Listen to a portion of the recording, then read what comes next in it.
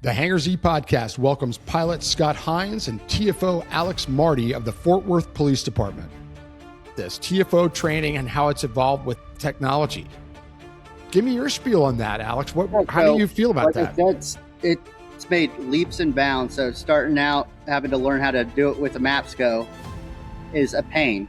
And then, of course, you get into the newer systems from there where we could run the camera with a split screen with a moving map on the split screen, but not quite sure where the camera's looking, but you got to know where it's looking on the map to be able to call it, to where you have map overlays, and the map overlays are huge, but you need to have another way to do it in case it fails. You got to know how to bring up those maps still and be able to do everything that you can to give accurate information to the guys on the ground. On these episodes, Jack Schonely and John Gray were joined by pilot Scott Hines and Tactical Flight Officer Alex Marti from the Fort Worth Police Department Aviation Unit.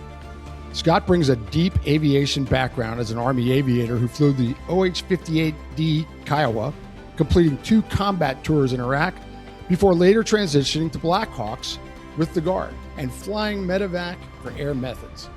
That experience ultimately led him to Fort Worth PD.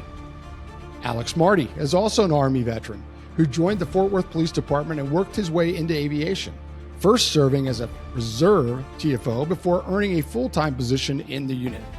Together, we dig into changing the culture within the aviation unit, the challenges and wins of developing and formalizing a tactical flight officer program, operating the Bell 505 Jet Ranger X, and share impactful stories flying over Fort Worth. Along the way, we also take a deep dive into the OH-58D Kiowa, its capabilities, and why it left such a lasting impression on those who flew it. Please take a moment to like and subscribe to the Hangar Z podcast. We appreciate your support. Thank you to our sponsors, Technosonic Industries, Summit Aviation, and Robinson Helicopter. Welcome to the Hangar Z podcast, brought to you by Vertical Helicasts. The Hangar Z podcast is the first and only podcast dedicated to promoting and exploring the personnel and equipment behind the missions in public safety aviation. Still southbound, skidding to a stop. Stand by here. Looks like you're getting ready to bail. Heads up, guys, bailing. Okay, the guy, he's running through the house, jumping the fence, through the shotgun, through something out. Grabbing the shotgun. Don't go over that fence. Don't go over that fence. Grab the shotgun again. He is armed. Stay there. Hold your position. Yeah, one thing I didn't mention was that, we had the rockets in the 50 cal, and eventually the bad guys learned that we more than likely wouldn't just go shoot rockets down the main street while people are standing there, but we absolutely would shoot the M4 out the door at them. And so when we circled around and you got that open left door, the guys pointing the M4 at you, they kind of stopped what they're doing, and they were like, okay, we're done. Yeah. Because they knew we would shoot that out with no qualms at all. It's amazing what a show of force can do to save lives on the ground without a shot being fired. And I remember my son was in Afghanistan and him talking about the show of force, low passes by jets and helicopters occasionally. And when that happened on patrols, it was quiet. They knew that something just went by at a high rate of speed. They know if they mess up, they're going to come back. It's amazing. Wow, cool. The correlation between the mission you're talking about and what we're doing in law enforcement aviation is very striking there as well, because we talk about not being able to put a figure as far as a life-saving figure in place because of what we're doing. We know that there's an impact and we're influencing behavior, but we don't know how. Interesting correlation there between that. So once you shifted gears to another airframe, you went to New York National Guard and switched to the Black Hawk. What was that transition like? Yeah, that was interesting. I like the Black Hawk, and it's a great aircraft. And I really like the guys that I was with in that unit. That was some of the best times we had, but the mission wasn't. I didn't enjoy the mission as much as the scout mission, so it's not bad. It was just not as the mission itself was not as fun flying. Yeah. But like I said, I enjoyed that group of people. I joined the aircraft was great. There's nothing wrong with it. It's just not the fun factor is not quite the same, I guess. Yeah, I understand that. It's kind of like flying a surveillance in a helicopter versus flying patrol over a foot pursuit. Those are two very different things. Yes. And Yeah. I kind of I see what you're saying about that mission. You had a down and dirty, low level, unpredictable. You weren't just going from point A to point B stuff. I mean, that's pretty exciting. Right. You had to it worked you as a pilot a little bit. And the Black Hawk mission was not very rough as a pilot. It was more point A to point B and kind of mundane kind of stuff. As far as that goes. So not very taxing as an aviator. Yeah. So the Kiowa's got that special place in your heart. I guess so. And it was my first, first love, So I understand. Yeah. That's legit. But I love the mission of the Kiowa. That's just at all points, there's a high risk there too. You're because of that low level stuff. And but it sure keeps things interesting, like you said. That's really interesting. Eventually you went to Air Methods. And what were you flying there? And what drew you to the HEM side? So the National Guard was, 1 week in a month and then additional flight periods every once in a while. And so I needed something to do for a regular job. And so I got lucky enough to get on. Air Methods is opening a base right near where I lived.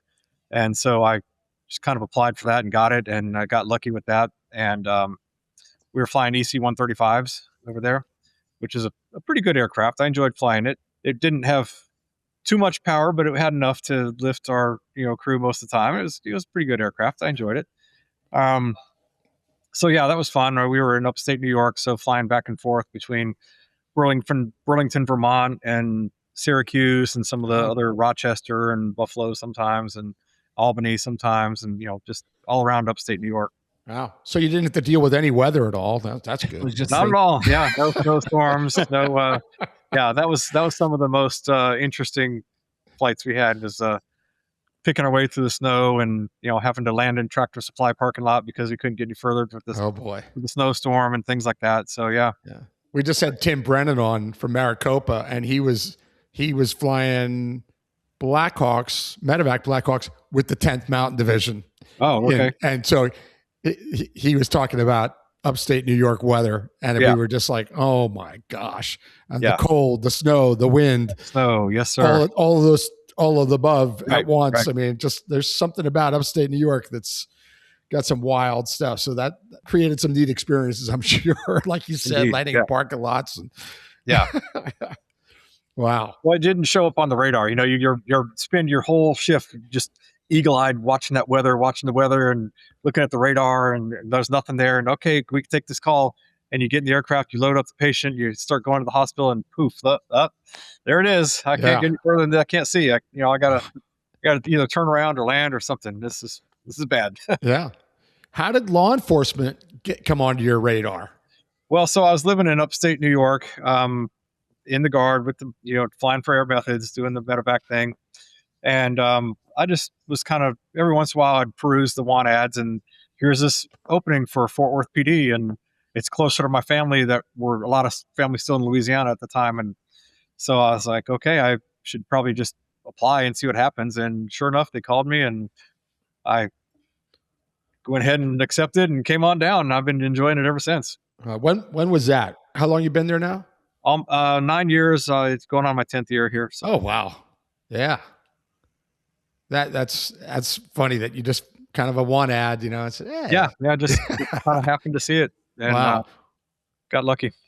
Once you got there, did it kind of bring you back to the 58 days a little bit? I mean, quite a bit, because it's very similar. That working with the TFO is just like, working at missions with the other pilot in 58s, and the mission's very similar. We orbit around watching, we have so with the camera, it's a different camera, but the thermal system and all that, it's quite similar, and the tactics are similar. We don't necessarily go under bridges and stuff anymore with the police department like we did in the desert, but other than that, we are the mission profile is quite similar. Yeah, I could see it. It seems like a natural fit. It really is. Yeah. Yeah. Couldn't get very much closer to military flying, at least in the Kiowa, than this job. So it was something I was used to and something I enjoyed. And so I like it quite a bit. We had very experienced military pilots, mostly Black Hawk people, that came into flying law enforcement missions, and they struggled with left-hand orbits. They struggled. And it was like, and you think about it, you think, well, why? Well, because that's not what they were doing, but that's what you were doing. Exactly. I mean, you just mentioned it, that you were doing that mission, in a similar size and powered aircraft. You were used to the power changes, what that required in wind and all those factors. That was probably an absolute no-brainer for you at all, Yeah, it was just like, putting on an old pair of jeans or something, just like, okay, I got this mission. This is, I had to learn the police side of it, and there's a lot I had to learn, but as far as the flying itself, it didn't really take a whole lot of, changing anything to adapt to that mission. That's really a neat transition, and it seems like an easy one for you. Not too many, like I said, not too many other airframes and mission sets translate that directly to law enforcement. But no, not Kiowa really. Sure I can't think of anything else, honestly. No, it's just so unique. And those pilots that I was talking about, by the way, they figured it out. I mean, they were able to figure it out, but it took time. It took a lot of time and a lot of training and a lot of TFOs saying left paddle, and screaming at them going, "You're killing me here," and they go, "Oh, I'm trying." And but they were flying point A to point B and just didn't have that experience of one person running under them doing tight left-hand orbits over that person. That's just not a natural thing. The Black Hawk and Chinook guys especially are used to having a crew. They're not used to operating single pilot. And in Kiowas, we were not single pilot, but you had to kind of think that way a lot of times because you didn't have the other person was busy on the radio or busy with the site and stuff, and they weren't really paying attention to the control. So you in the Black Hawk and in the other airframes, the Chinook, especially Black Hawk and Chinook, and the Huey and other things, you got two pilots that are both pretty much paying attention to the mission the same way. Looking at the flying, one might be navigating or something like that, but they're more or less doing the same thing. And you have some backup, I guess, in those other aircraft. And in the Kiowa Warrior, it was pretty much you're doing it all. Yeah. John, did you have experience in that with pilots where you knew, oh, this pilot flies great left-hand orbits. This pilot flies good ones, but this one, great. I mean, you could feel the difference as a TFO. Do you remember that? No, I feel like most of the folks that I flew with were pretty good at the left-hand orbit, but I did think of my flight training and trying to do right-hand orbits because I couldn't do right-hand orbits. You give me a high-level recon for an offsite landing, and they'd be like, "What's wrong with you? Why can't you do a right-hand orbit?" And I'm like, because I'm used to going left. So that's right. It's like NASCAR, man. That was always a challenge. We talk on the podcast a lot about the difference between folks who come in as a sworn pilot versus a civilian pilot. And you talked about the difficulty or some of the challenges that existed as a civilian, kind of learning the police side, but you knew a lot of the mission from before in your OH-58 days. For the folks who are finding themselves in a position where they're going into a law enforcement agency, they just got hired, they may not have some law enforcement experience, at least in this mission set. Talk about or give some advice to the person who finds himself in that position. How can they come in and be a successful civilian pilot in a law enforcement agency?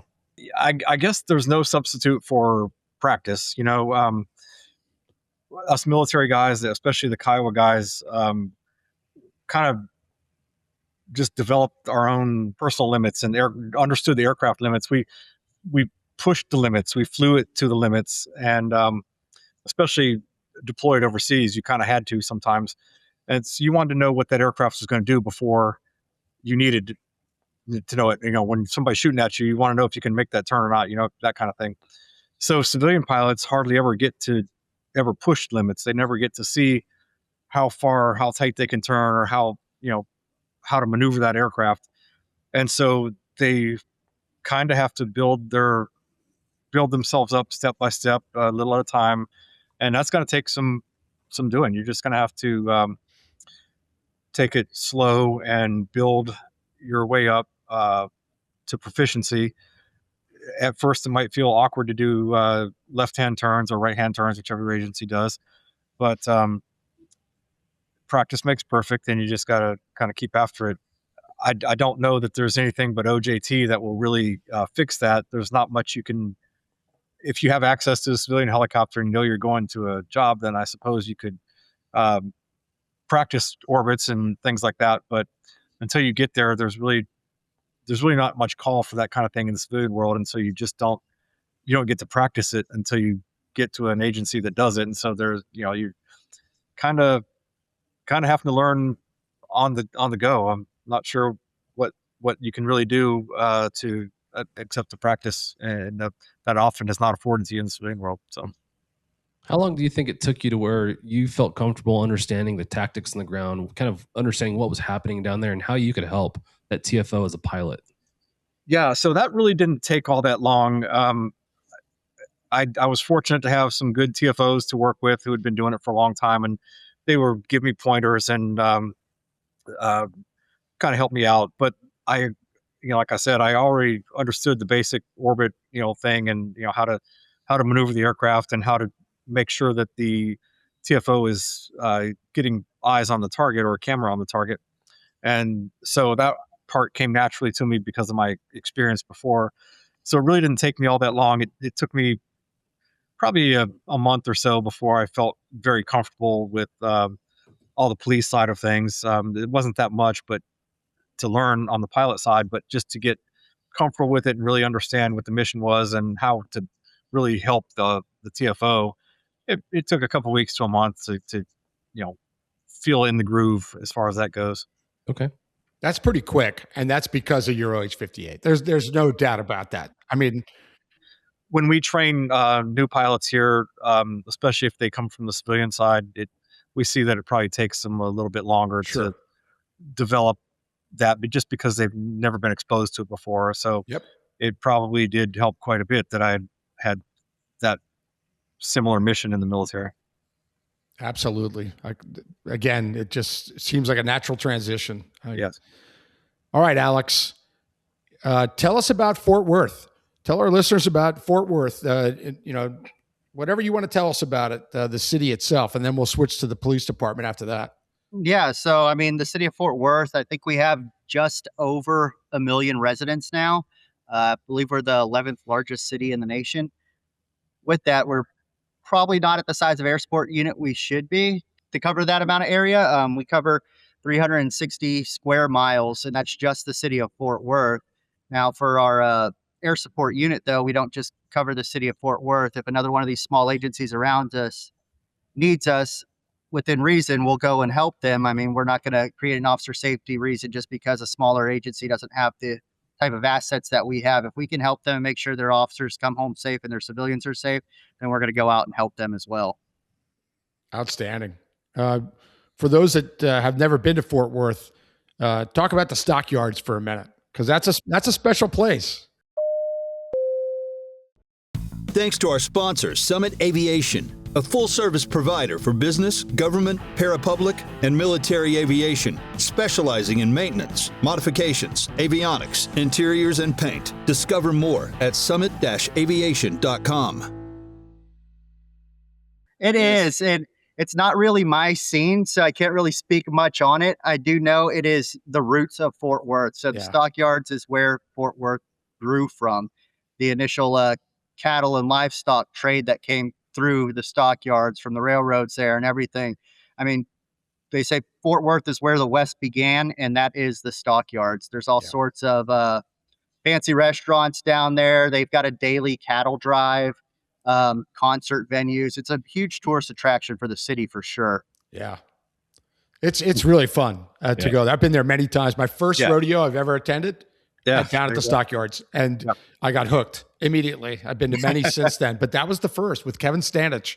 We were over at Airbus doing some simulator stuff, and he said, "Oh, we got some free time this afternoon. We're going to Fort Worth," because he's a huge rodeo guy. Yeah, and what a blast we had! Great restaurants and rodeo. We saw the cattle drive. It's just a fun place. It's pretty neat. Yeah, it's a little bit touristy for those of us that live here all the Understood. time. But Understood. whenever I have family or friends that come to town, I of course I'm taking them there, and it's a good time. There, people love it.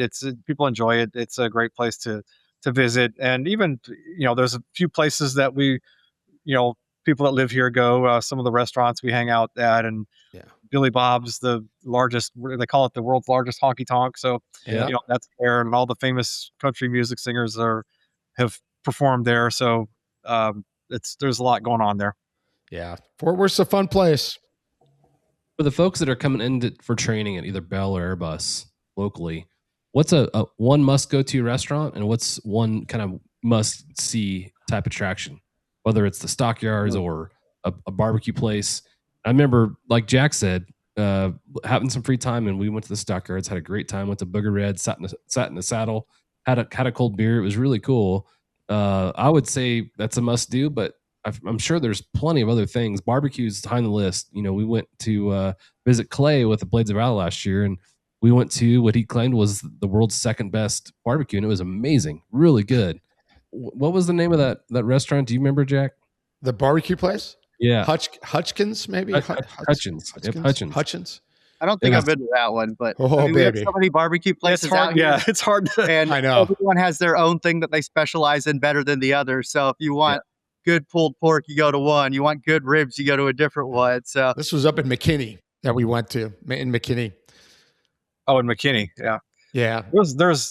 We have such a huge wealth of barbecue places here. Tons of Mexican, Tex-Mex places.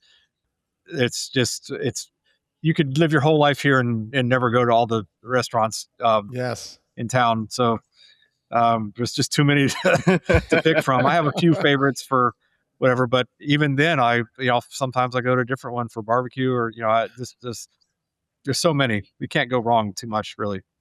What's the one must go to restaurant you'd say in the Fort Worth area that said if you're visiting Bell or Airbus, be like, go here for sure? Well, it kind of depends. If you want atmosphere and it's a nice day, and you're in the stockyards area, then Joe T. Garcia's is a nice place to go. Oh, yeah. It's they've got this really nice outdoor patio, and like I said, if the weather's nice, which we don't get a whole lot of nice cool days, but if the weather's nice, that's a great place to be.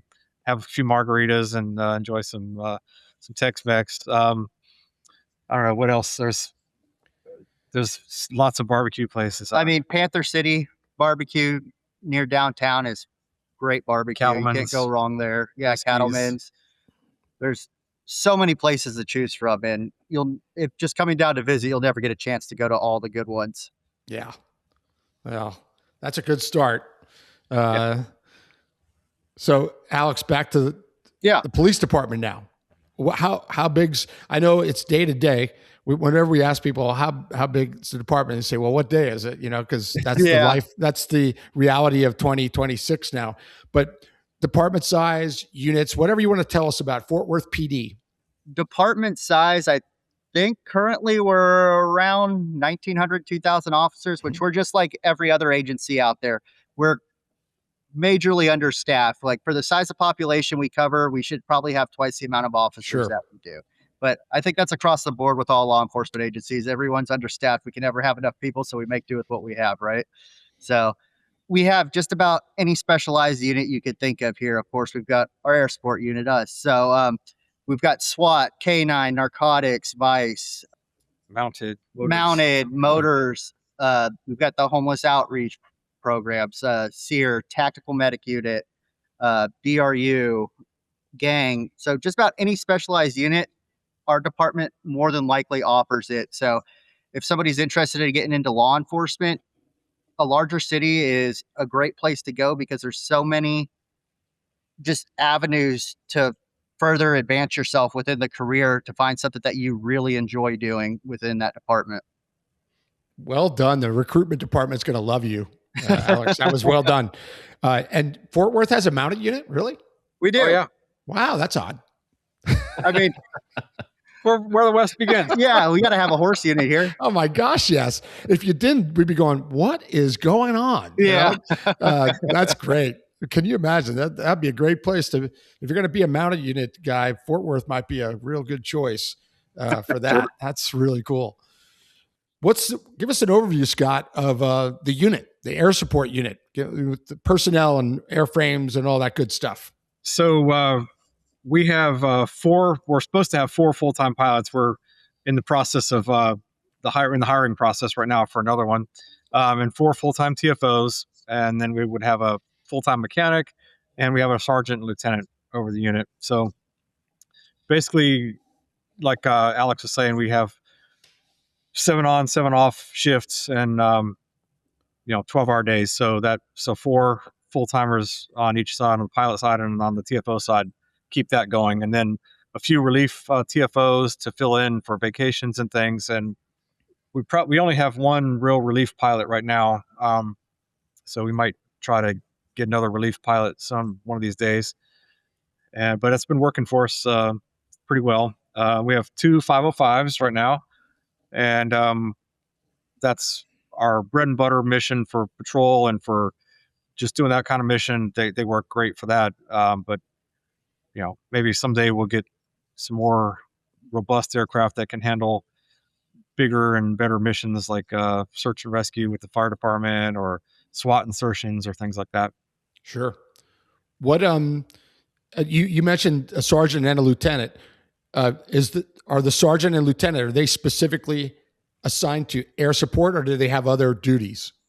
Yeah, so they're specifically assigned to us. So there are direct reports. That's great. So our sergeant has a little more than just the helicopters under him. He also deals with our patrol drone program.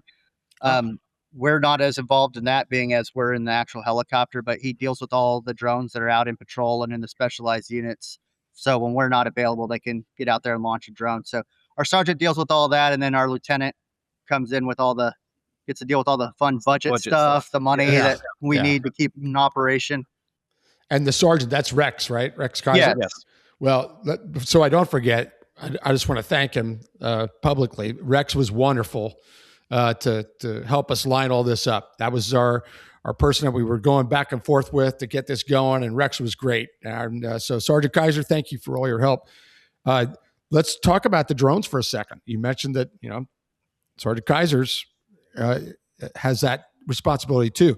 Are you finding yourselves working together, training together, talking between those 2 units so that they can learn from you guys? Yeah, we work in conjunction with the drones a lot. And we see it more so when we're helping other agencies, because that's all they have is drones. But when we're up and they're throwing drones in the air too, we just make sure we're communicating good. If we tell the drones to do something, they of course do it to stay out of our way for safety. But it's great to have an extra set of eyes in the sky, and that can get into some of the places that we can't get to see with the helicopter.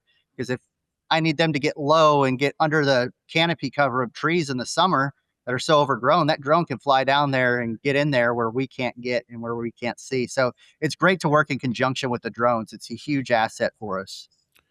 Do you find that the drone operators have been coming to the TFOs and to your air crews for advice on some stuff? Because it really has a lot of similarities with the communication and searching and all that.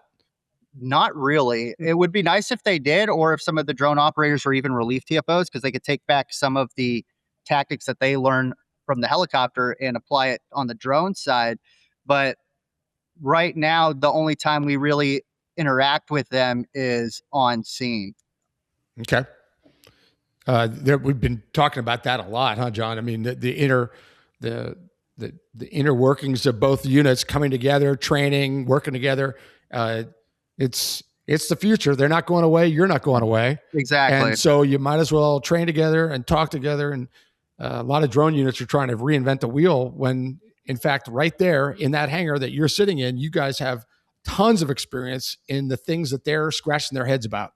So it seems natural that they should come to you and say, hey, how do you describe this? How do you search for this? What does, all that stuff. You've all been there, done that. Yeah. And that's one thing that they haven't done yet. When they put on these patrol drone programs, they haven't come to us to help with thermal searches and just different search techniques. So it would be great if they actually brought us in when they're teaching these classes to actually give us an hour or two to give different search techniques or pointers, or show them what to actually look for when they're looking in a thermal view. Right. Because a lot of times I'll hear the drone say, yeah, I've got a hot spot over here, and I'll go look at it. I'm like, well, that's a cat, or they can't make out the fine details that we can make out from the air. Right. I think that's something that Sergeant Kaiser is going to try and coordinate with a little bit better. I think he's trying to mix us and the drones a little bit better and kind of get them to take lessons from our TFOs and kind of get that sharing knowledge a little bit better in the future. I think the analogy for that we just heard from you, Scott, is very similar. You're all that experience that you had in the Kiowa translated over to flying law enforcement missions. I think it's the same for drones. If they need to go to that source, which is you guys, and they will find their job is going to become much easier because they can learn so much because the similarities. It's just almost identical. Even though some UAS people say, "Well, I'm standing on the ground." Yeah, but your perspective on your screen is from the air. Right. Yep. And you're going to have to describe things to people that are on the ground now. That's an art form. That's something TFOs have learned over decades and decades of work, how to do it effectively. You guys have so much to offer them. I hope that happens. I hope Sergeant Kaiser works on that, because I bet you'll see a difference. You will find them being much more effective working together with you guys and learning from you because of the similarities. One thing you guys talked about, I want to shift gears just for a second. You talked about your unique staffing pattern. It sounds kind of like a HIMSS-based staffing pattern where you've got the 7-day hitch, you work 7 days, then you're off. Haven't heard that applied to law enforcement very frequently. Tell us what you like about that and what's challenging about it. So what's great about it is we have 24-hour coverage with minimal staff. So we run 24/7, where a lot of law enforcement aviation units don't. It seems like they'll either work some form of 8s with overlap and then on call from like 2 or 4 till 8 when full time comes back on. With 4 full-time pilots and 4 full-time TFOs running one ship 24/7, it's doable. And I mean, it's great. The week on, it can be long, which came back to earlier when we talked about possible personality conflicts and learning the people when they come in to the seat. Like, you're working with somebody for 80 hours a week like that. So you need to mesh good and be good working in a team environment. So it helps. It gives us good coverage, good communication. People know when certain crews are on that are more helpful than others, and you'll end up with more calls and everything. But just being able to man the position 24/7 with that schedule is huge. And then when it comes to vacation, I can go off for a week wherever I want and then come back and not have to burn my actual time. Wow. That is pretty cool. Yeah. I mean, I can see where. Well, let me ask you. I'm not going to assume anything here. The fatigue factor, both from pilot and TFO. You said it can get long. Has there been cases where you go, wow, this is taking a strain on me? Or is it, once you get used to it, is it pretty good? I mean, I think you get used to it. Speaking for myself, towards the end of the 7-day week, I'm like, okay, I don't mind if we don't get any calls. I'm ready to kind of, like the last day, you're kind of like, okay, it's Friday afternoon. I'm ready to be done with this. But usually it's not that bad, and I don't mind even working extra shifts when need be. So it's really not too bad at all. I've adapted to it and I've gotten used to it, but I enjoy it. Same thing for you, Alex. You good with the schedule? It sounds like you guys love it. Well, so I generally do 9 days. I generally pick up 2 days at the end of my hitch to cover one of our openings and just get overtime for it. So I enjoy it. As long as I'm in the air, I'm happy. So Nice. if I'm up helping people, I'm good. There are some days that are longer than others. Generally, a busy day for us is if we get like 4 to 6 hours of flight in that 12-hour hitch, which you're not flying the entire 12-hour hitch. If you were, then yeah, it would be brutal and definitely wear you out. So busy day being 5 or 6 hours, yeah, it can be rough, but you also get your downtime in the hangar where you're completing your paperwork or just sitting there decompressing. So you get your time to settle yourself from that fatigue. How do you handle the flight time? Is there a schedule, or do you kind of have a goal of how many hours you want to go fly patrol, or are you responding? How does that work? So it just depends. It depends on who we have over the unit at the time, what's in our budget, everything like that. Maintenance. Yeah. So when we were running one aircraft before we got the second 505 in, we were, of course, flying a lot less a year because we'd be down for maintenance for a while sometimes when some of the bigger inspections would come up. So it just depends with how much we're flying. In the past, we had supervisors that want us to fly at least 2 or 4 hours a shift. So you'd come in, you'd jump in the bird, go do your patrol around the city and come back, and that's not counting calls. So now if it's nice out, we haven't had anything going on, we might go up, do our patrol flight, see what we can assist with while we're in the air, scan all sides of town, see what's going on, and make ourselves visible and known that we're out, we're about, we're here. So it just honestly depends on the day. So a lot of it's at your discretion then? It is. Okay, that's cool. I mean, where you can go up, hey, let's just go up for an hour and then go up for another hour later. I mean, you can split it up and at your discretion, or do you kind of set it? Thank you to our sponsor, Robinson Helicopter Company, the choice for unrivaled safety and reliability, so you can accomplish any mission with confidence. For more than half a century, Robinson has been at the forefront of the helicopter industry. From the R-22 to the R-66 turbine, Robinson makes helicopters accessible so more people can accomplish more missions. Climb higher. For additional information, visit www.robinsonheli.com. There's been nights when we've heard a lot going on the radio and we thought, okay, this seems to be a busy night. Let's just go up and just kind of hang out and see how things pan out. Yeah. And like Marty said, we'll scan the radios and, be able to jump on calls. And that's worked out pretty well. And other times it's more like, okay, we'll just kind of sit back and it's just quiet. We'll just sit back and wait and see if they call us. And if they do, great. If not, then we'll just kind of wait. Yeah.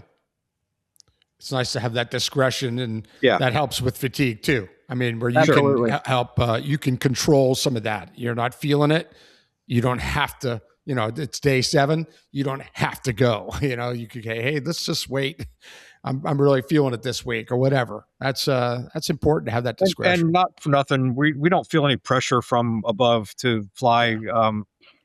If we're not feeling well, or if the weather's bad, or if there's, if it's a call we don't feel that is necessary to go on.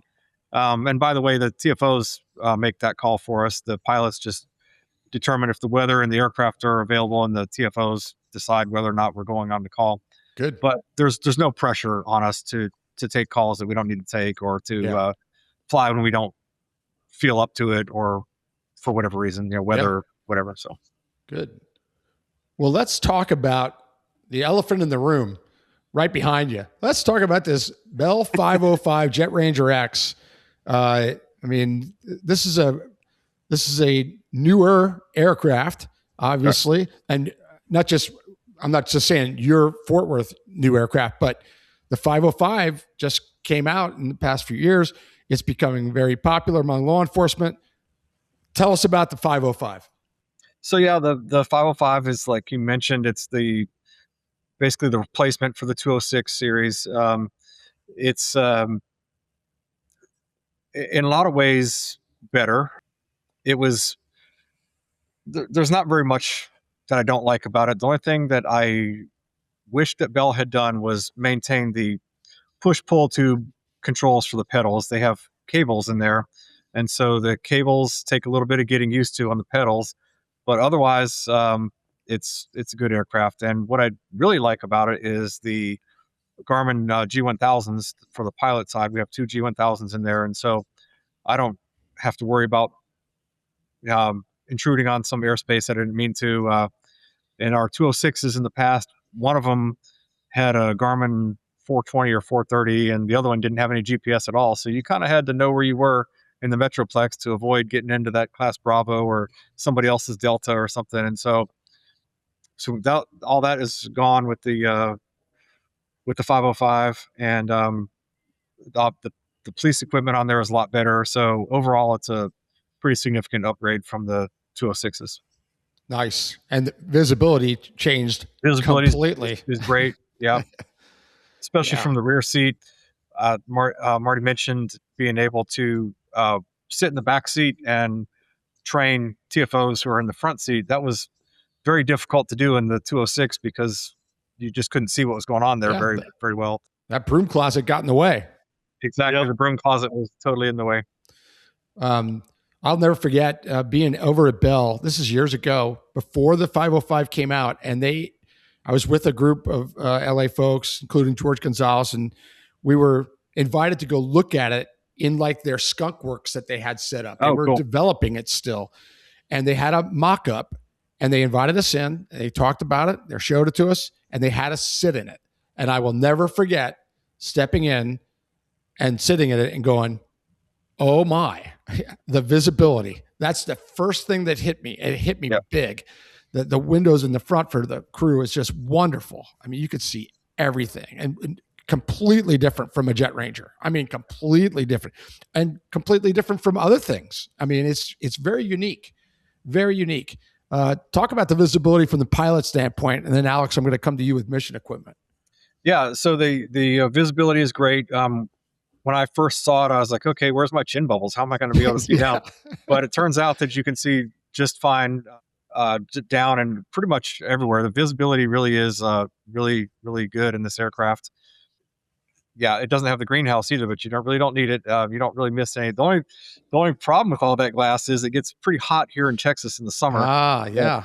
But other than that, that's a Texas problem, and it's not that bad. So do you fly doors off? We do fly doors off sometimes, especially when it gets really, really hot in the summertime. For survival. And that's fine too. Yeah, the doors come right off. We have quick release pins on them, and they come off pretty easy. Nice. Sorry, I just want to jump in real quick and ask about the paint scheme. I love that paint scheme you've got on there. It's that flat black. We had talked about a concept similar to that, but some of our concerns surrounded the heat that might be generated from that paint scheme. And have you guys noticed that on top of the already hot weather you have, has it contributed to increased temperatures? I don't think it's going to make that much of a difference. I mean, it's going to be sitting out on the ramp during the summer anyways, and it gets hot out on the ramp out there. Mm-hmm. So it's going to be hot regardless. A few degrees isn't going to make it that much of a difference. With this particular paint job, we went with the all black to match our new patrol car schemes because they're all black with white lettering and everything on that. So we kind of wanted it to match the fleet. Of course, our other 505 is black and white, which was our old scheme. So we just kind of wanted it to fall in line with what the rest of the department is doing. Yeah. Just match. If you really take a look at it, the black part is behind the cockpit, really. I mean, the majority of it is behind the cockpit. So the real enemy is those giant windscreens that give us such good visibility. They also let all that heat and radiation in to warm up the cockpit. So it's really the glass more than anything else that's the issue. It looks great. Well done. Thanks. It looks really nice. Alex, walk us through your side of the cockpit there, and with what mission equipment do you have on this 505? So the one behind us currently, it is our newest one. It's of course got the MX-10 Gen 4 on it. This one's running the Traca TL360. It's got a macro blue 17-inch monitor. Love all the equipment on it. It's fantastic. We're gonna eventually upgrade our other 505 to have the same equipment that this one has. So one of the big changes, or two of the big changes we had in this one over the other one, was changing from Aero Computer to shot over. So shot over is a lot more user friendly. We can get our maps updated easily. Our maps are out of date on our other 505. And then the Traca on our other ones at TLX, we've had, and we've talked with Traca, we've had all sorts of issues with that TLX just because of the amount of heat it puts off. You have to have dead zones set up around the aircraft. So to have it synced with the camera, it wouldn't do it all the time based on our mission profile and where we're orbiting. So we might not be able to even run the spotlight at all on our other 505. With their TL360, it eliminated all those problems. So there's no heat coming off this one when we're shining through the skids or at the belly of the aircraft. We're not worried about damaging the aircraft like we were with the other one. So getting both of them up to speed with the same equipment will be huge once we get our budgetary constraints sorted out to be able to upgrade that computer system. We already have the new 360 for the 505. We're just waiting on install on it. So, but love all the equipment that's on it, and we definitely want to bring it all up to speed so both ships mirror each other. Oh yeah, that's just a smart thing for just efficiency alone. What about radio suite? What do you got? So we are running the Technosonic, the TDFM 9000, I believe it is. So we have a ton of radio stations within our department that we use. I don't know how many, but we have them all in there. We also have several other agencies programmed in, and then all of our law interop channels, so we can communicate with just about every agency around us. With that said, in this one, we have the ability to actually land and pick up a handheld radio from another agency if they are not able to communicate with us at all, plug it in and be able to communicate with them on it. So that's huge for us, because communication is key when you're in the air. If we can't communicate with you, we can't really help you in a timely manner. That's right. Wow, that's really cool. You got that pre-wired and ready for action. That's really smart. If you had to pick one piece of this modern technology that's that's changed the game from your perspective as a TFO, what would it be? If you only could pick one. Oh, the thermal. Okay, so the sensor. Okay. Yep. And why? Why do you say that? Starting out, the original thermals, as y'all know, your heat source would be a blob. Yep. It'd be like, I've got some kind of heat source over here. I need y'all to go check out what it is. I can't tell what it is. It could be a person. And I mean, generally, we knew what we were looking at. We could tell if it was a suspect or not. But the newer technology is night and day difference. I can make out makes and models of vehicles with the thermal. I can tell if what the suspect threw was a gun or a bag. Like, it's so crisp and clear. We can get a lot of detail out of it to where it's good to run day, night. It doesn't matter. You get all the same details that you get with the day camera with the lack of color. Yeah. Yeah, it is amazing. I mean, the resolution is just incredible. Like you said, you can see it wasn't an item that he threw. It was a gun. I mean, it used to be, well, he threw something. Yeah, hey guys, he threw something. I don't know how many times I said that. And now you can tell him what he threw. That's pretty cool. Exactly. Yeah. Scott, talk about your pilot training in the 505, both initial and recurrent. When we first got the 505, all the pilots went to Bell and got our initial training there. And that's where we still send pilots who aren't already 505 qualified. We send them to Bell to get the initial training and get it right from the horse's mouth and do their program. And all of us pilots also do recurrent training with Bell at the Bell Training Academy right there in Fort Worth. And we do full down autos and all kinds of emergency procedures with their aircraft and their instructors, and that way we don't put any wear and tear on our ships. And so we go ahead and let them absorb all the abuse. Yeah, absolutely. Are you flying goggles? Oh, go ahead. One thing I should have mentioned about the 505 as opposed to 206s is that it starts and shuts down a lot faster than the 206 could. So that's another little benefit of it. We can be in the ready room, get a call, and be in the air in 2 minutes. Wow. So it is really quick. That FADEC helps it a lot. And you don't have to wait 2 minutes to shut down. It just tells you when it's ready and you go ahead and shut down. It might be, 20, 30 seconds and it's ready to go. So it's, you can't ask for too much more when it comes to ability to get up and get going on a mission. Wow. That's really nice. That's vast. That's fast too. It's pretty quick. I don't think we talked about it earlier. Night vision goggles. So do you guys fly goggles? Correct? We do. We both the aircraft are goggle compatible, and we do have goggles. The truth of the matter is that the bright lights of the city, the goggles aren't that effective. But if you get outside the city a little bit, and some of our calls do take us out into the dark areas, then the goggles are a big help. And so we have them, and they're available, and we use them from time to time. Yeah, and that happens quickly in Fort Worth. You leave the city, and there is some really dark spots that you guys go to. Yes. Yeah, no doubt. Wow. Alex, talk about, you mentioned it earlier, but the TFO training program that you initiated and got in documented. I mean, what was the major change that you put into that training program that maybe wasn't there before or that you enhanced? So, like I said before, nothing was in writing before. There's no documented training program. It was all just on the job training in the helicopter. You get in and you learn it. This is the way we do it because this is the way your trainer says we do it. So now we have it all documented on paper, and it encompasses everything, to the types of calls we go on, to crew briefing, to uh, equipment checks, emergency procedures, just everything. And I didn't reinvent the wheel with it. I looked at a lot of examples from other agencies and took what they did good or what I liked from theirs to format ours, and then molded it to our policies and procedures on how we do things. There's a lot of resources out there, so it didn't have to be started from scratch, but it definitely took a lot of time and effort to put it together to the way it needed to be for our unit to get us going in the right direction.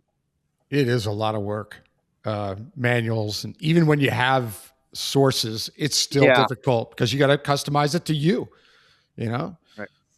Wow, that's a big deal. That what you did there. Well done. One thing that was on your bio, and I just got to ask you about it, Alex. You had changing the culture and the image of your unit was something that was important to you and that you were involved in. It involved others. You weren't taking credit for it, but tell us what that means to you. Thank you to our sponsor, Technisonic Communications. Technisonic Communications is a proud provider of the critical airborne communications equipment utilized every day on every mission. Law enforcement, EMS, forestry, federal and military operators all trust their communications to Technisonic. Visit TIL.ca to learn how Technisonic can support your mission communications.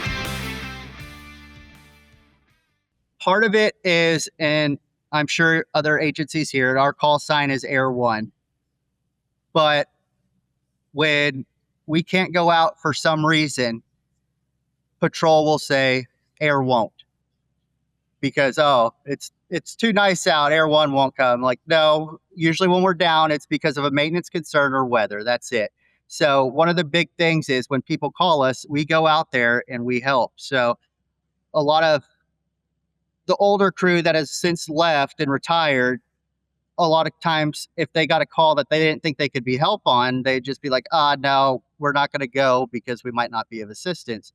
Well, we're going to get up, we're going to go, and we're going to do our damnedest to help no matter what you have within reason. And with updates of technology, it's not just air support technology that helps. I mean, there's technology all across the city, like our real-time crime center. We have cameras all over the city that our real-time crime center monitors. And so if a suspect left 15 minutes before we get a call to get out there, that doesn't mean that the suspect is gone and out of the city or we're not going to find him. But now we get actual images of the suspect vehicle.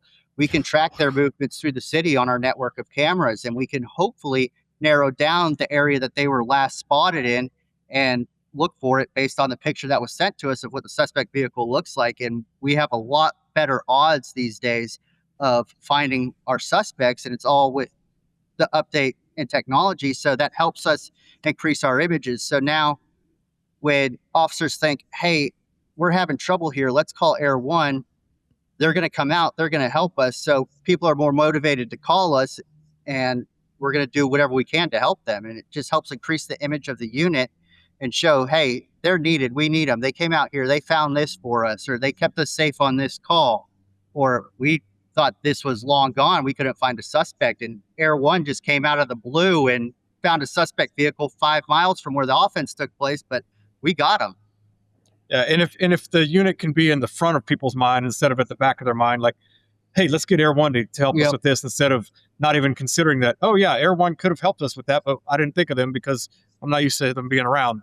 That's the kind of thing that we want to fix. Yeah, we like them calling us when they have an operation about to go on instead of, hey, We just lit up this car and it just took off, and we knew they were going to, but we didn't feel like notifying you until after they burned us. So can you help us find them? But hey, we're tracking this person. We've got an operation to go get them. Will you be available to help us when this operation kicks off? Absolutely. Yeah.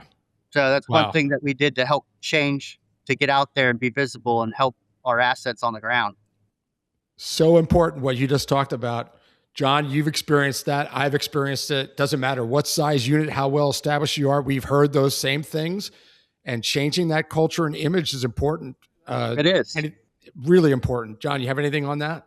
Yeah, just the folks that your customers you're serving today are tomorrow's leaders. So if in today's mind, you're not effective, you're not efficient, you're not helping them, when they move into the leadership roles and they're tasked with answering the question of, is this unit worth funding?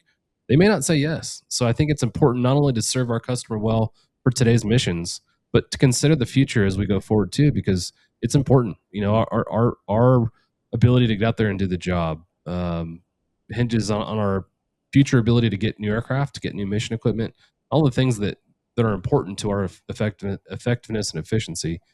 You know, Jeff Rakovich, he makes me laugh all the time, but he would always call these groups of folks pigeons, and they only fly if you throw a rock at them.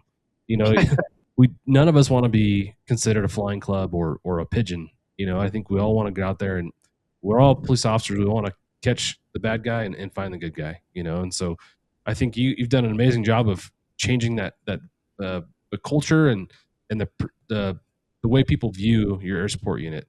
And it's probably no coincidence that you're sitting in front of a new helicopter, you know, with that mindset and attitude that you've developed. So well done. Yeah. Thank you. Alex, you kind of described the changes as far as responding. And was there anything else that you and your unit did to improve that relationship with patrol? Was there other things, other strategies that you applied in addition to what you talked about? Yeah, other things that me and my other training TFO that we do is we go around and we'll go hit the recruit trainings, and we'll give them a few hours of training from us with PowerPoints that we put together to help teach them what we do. And we do the same with the other agencies that we assist. We go out there and we teach them, and we're actually working on putting on scenario training where we can get people through, and it just helps get everyone on the same page of what we're doing. Like we go out and we put on perimeter training, because a lot of the perimeter training we learn from being in the air and from other air support units. Like the tactical flying guys, they put on a great course, and with their perimeter training that they've come up with, it's huge, and it's helped mold the way that we're pushing out perimeter training to like our specialized units and stuff. And we're seeing a lot of these tactics actually help with consolidating and getting a good perimeter set and keeping that suspect locked down in the area. Yeah. Very important to go out and interact with your patrol people every chance you get, not just on bad weather days. And do you find yourself talking to your patrol officers after incidents a lot more now, where they call you or you call them? I get calls on my cell phone all the time. Yeah. Like, hey, that was great how you did this, or you think you could do this next time? Like, we get a lot of good feedback from each other. We'll reach out if we think something could have been handled on scene better, like talk to the officers that are out there and just get everyone communicating with each other. And it helps improve the relationships overall when they know that we're able to be talked to. Sure. Absolutely true. Boy, oh boy, this past few minutes has been so valuable for listeners to hear, because every single unit out there worldwide, and I've been around to a lot of them, they all deal with what we're talking about here. You know, that relationship with your customer, and how do you keep that alive and productive and happy and trusting? And it takes work. You can't just assume it's going to happen. Oh, we do good work. Yeah, but what's their perception of what you do? It may be a wrong perception, and maybe you got to correct it. And I love the things that you talked about, Alex. Really good. Really, really good. We're running out of time, but I want to get this in. I want to make sure that we hear from both of you. You know, we use the word impactful because a lot. I mean, John and I use that a lot. And the reason we do that is because we could say more specifically, what was the riskiest thing, or what was the funniest thing, or that. But we like to use that impactful word because it can bring out a variety of stories. We've had some funny stories come out of it. But let's go back to you, Scott. You've been there about almost 10 years, you said. That's a lot of flying in police stuff. Tell us about something that really impacted you, an incident that you think about a lot. Well, again, it's hard to know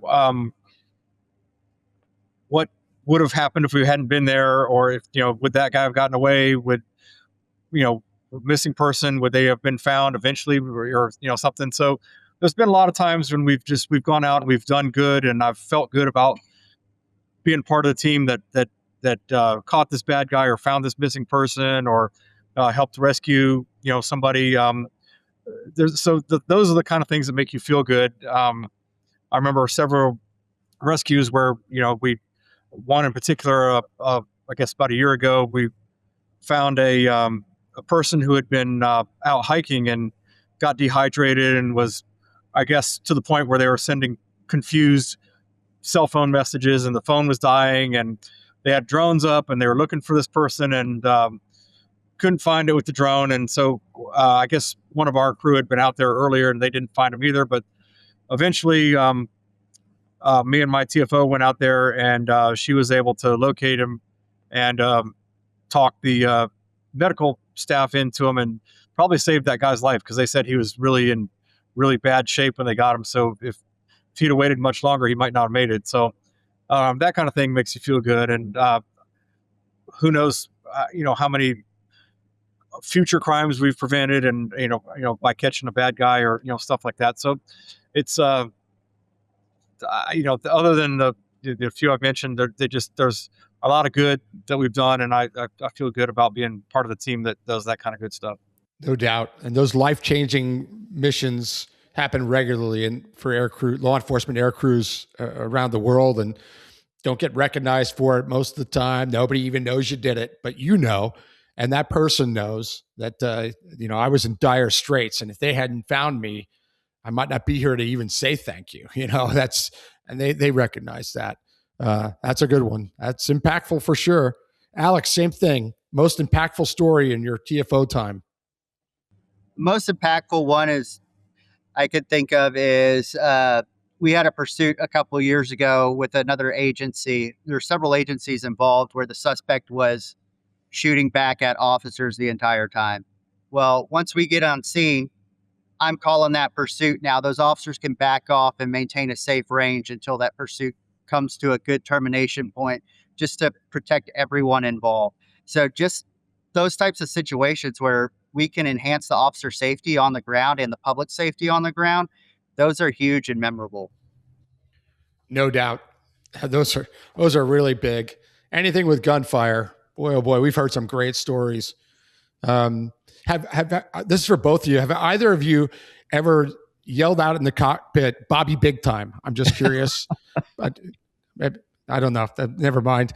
You got to listen. For those that have listened to the York Regional podcast, it was great. There was a TFO, Mikey, that had a great caper, one of the best TFO capers I've ever heard, and he yelled out, "Bobby Big Time." And now that's his nickname. Little did he know that was on tape, and it would be shown to robbery conferences and all. I mean, it went viral.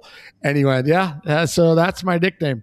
And we asked him. I think we even asked him, "John, give us a funny story," and he told us that story right from funny story because of the Bobby Big Time. Yeah. And then at the end of the story, we looked at each other and went, "But hold on, that's the best TFO story I've ever heard as far as capturing robbery suspects." It was an incredible story.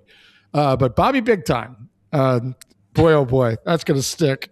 That's great. Yeah. So I take it neither of you have said Bobby Big Time. No. All right, just for the record. We just want to get the record straight. Mikey, you'll get a kick out of that. John, anything else you want to talk about with these two fine air crew members? No, this conversation has been great.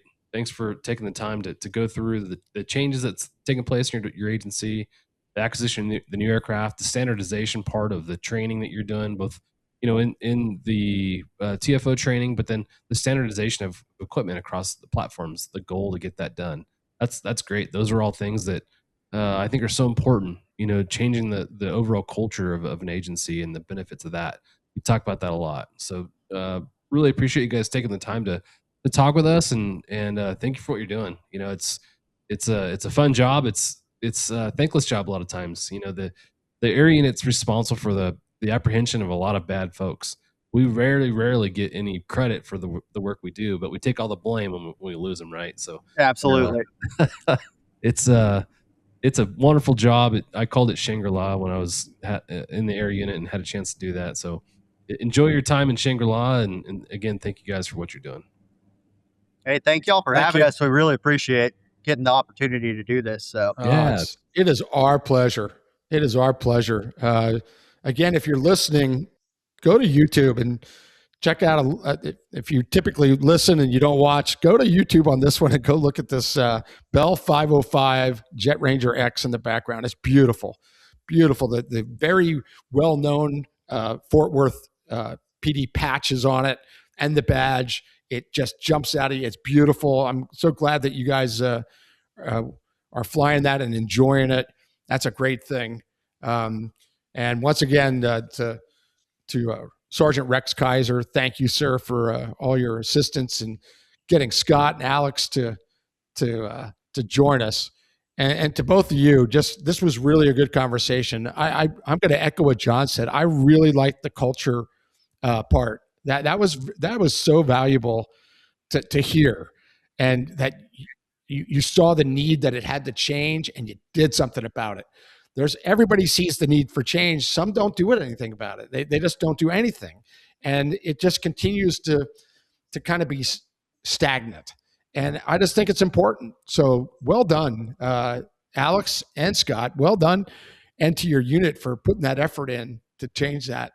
You're doing good stuff, and Fort Worth's lucky to have both of you. Thank you both for your service to our country and the military as well. That's important. We really appreciate that. So, Scott, Alex, thanks. Thank you. And next time you're in Fort Worth, come on down and visit us. We'll go have a steak or some barbecue or something. Barbecue sounds good. Steak sounds good. I like it. We will do that. We will do that. So to all of our listeners and that come in and tune in all the time to the Hangar Z, we thank you so much. We really appreciate the support that we're able to do this and reach out to great people like Scott and Alex today from Fort Worth PD. And to our sponsors, man, the ongoing support's incredible. We're humbled by it. We will keep doing our best to bring you quality people like we did today, and share their stories and things about their unit that makes us all better, because we can all learn from each other. That's one thing that is so true in police work in general, but certainly in law enforcement aviation. You can learn from the largest to the smallest units. You can learn something new all the time. And I know we have. John and I talk about it all the time, about the things that we have learned by doing the podcast. So keep it up, the great work there in Fort Worth, you guys.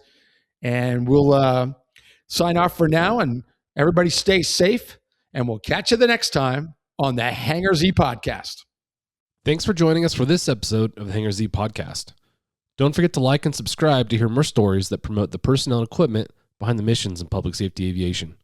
Lastly, stand by for a message after a word from our sponsors. Cheers. Thank you to our sponsor, Technisonic Communications. Technisonic Communications is a proud provider of the critical airborne communications equipment utilized every day on every mission. Law enforcement, EMS, forestry, federal and military operators all trust their communications to Technisonic. Visit TIL.ca to learn how Technisonic can support your mission communications. Thank you to our sponsor, Robinson Helicopter Company, the choice for unrivaled safety and reliability, so you can accomplish any mission with confidence. For more than half a century, Robinson has been at the forefront of the helicopter industry. From the R-22 to the R-66 turbine, Robinson makes helicopters accessible so more people can accomplish more missions. Climb higher. For additional information, visit www.robinsonheli.com. Thanks to our sponsor, Summit Aviation, a full-service provider for business, government, parapublic, and military aviation, specializing in maintenance, modifications, avionics, interiors, and paint. Discover more at summit-aviation.com. We hope you enjoyed these episodes with Fort Worth Police Department. Scott and Alex were wonderful guests, and we admire their dedication to law enforcement aviation. We learned a great deal about the Bell 505 and the mission equipment that gets the job done.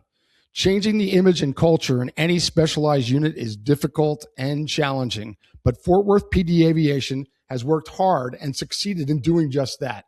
We salute the entire unit for that effort. Thanks again for supporting the Hangar Z. We continue to grow our audience, and that's because of all of you. Stay safe, and we'll catch you the next time on the Hangar Z podcast.